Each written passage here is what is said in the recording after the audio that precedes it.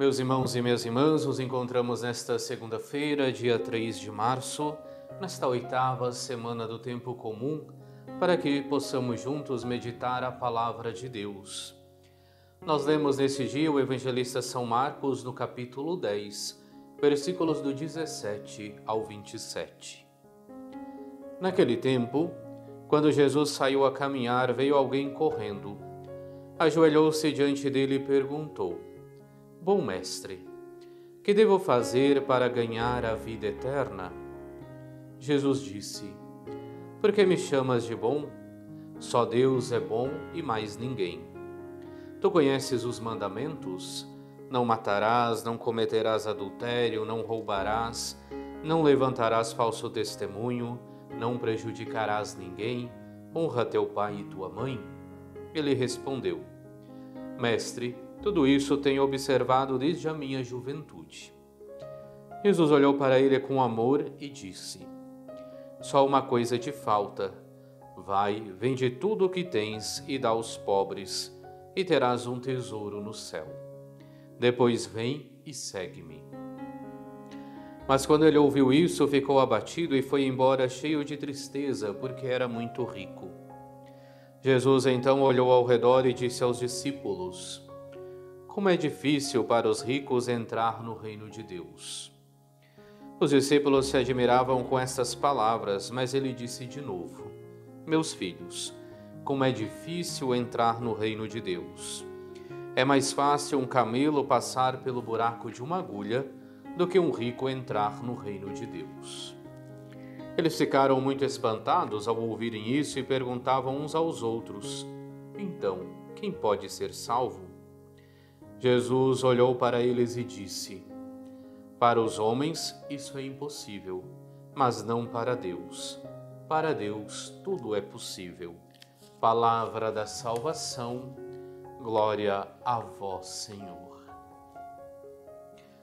Nós estamos vivenciando esta oitava semana do tempo comum, semana que será bastante curta, porque na próxima quarta-feira nós celebraremos a quarta-feira de cinzas e assim também então daremos início ao tempo da Quaresma, este tempo favorável para que possamos nos preparar para acolhermos e bem celebrarmos a paixão, a morte, a ressurreição de Jesus Cristo, aquilo que é o centro da nossa vida, o centro da nossa fé cristã. Hoje nós vemos este jovem que se aproxima de Jesus Cristo e se aproximando diz: Bom mestre, o que devo fazer para ganhar a vida eterna? E é interessante percebermos que a resposta de Jesus não vai muito longe daquilo que nós conhecemos também, porque Jesus primeiro o convida para viver os mandamentos, viver aquilo que é o preceito de Deus, o ensinamento de Deus. E assim também nós somos primeiramente chamados a viver diretamente a palavra de Deus, vivermos os mandamentos do Senhor, vivermos os ensinamentos de Jesus Cristo. É isso que devemos buscar realizar ao longo de toda a nossa vida. Mas diante da insistência deste jovem, é onde nós vemos Jesus que mais uma vez diz: só uma coisa te falta. Vai, vende tudo o que tens e dá aos pobres, e terás um tesouro no céu, depois vem e segue-me.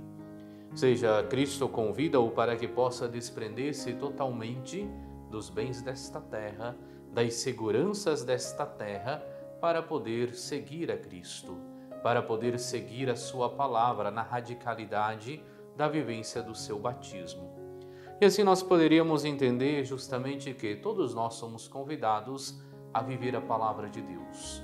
Todos nós somos convidados a praticar os mandamentos do Senhor, como hoje nos é colocado: não matarás, não cometerás adultério, não roubarás, não levantarás falso testemunho, não prejudicarás ninguém, honra teu pai e tua mãe, ama teu próximo como a ti mesmo, como nos ensina Jesus, ama a Deus sobre todas as coisas e o teu próximo como a ti mesmo.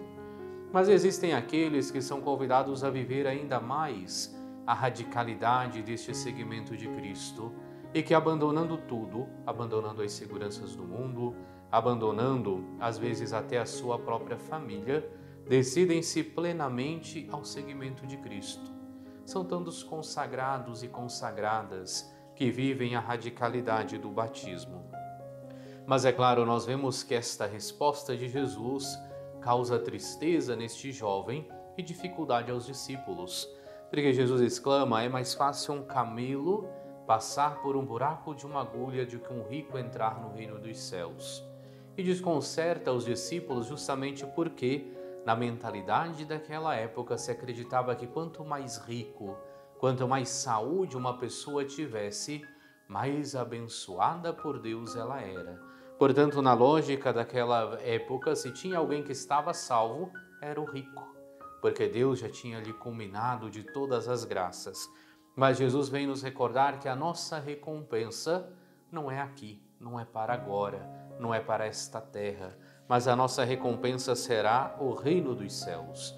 Por isso declara que para Deus tudo é possível.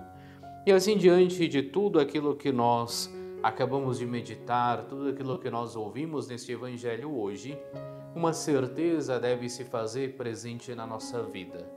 O seguimento de Cristo é o caminho seguro que nos conduz ao reino dos céus. Não existe outro caminho que nos leve para junto de Deus. Não existe outro caminho que nos conduza para o reino que o seguimento de Cristo.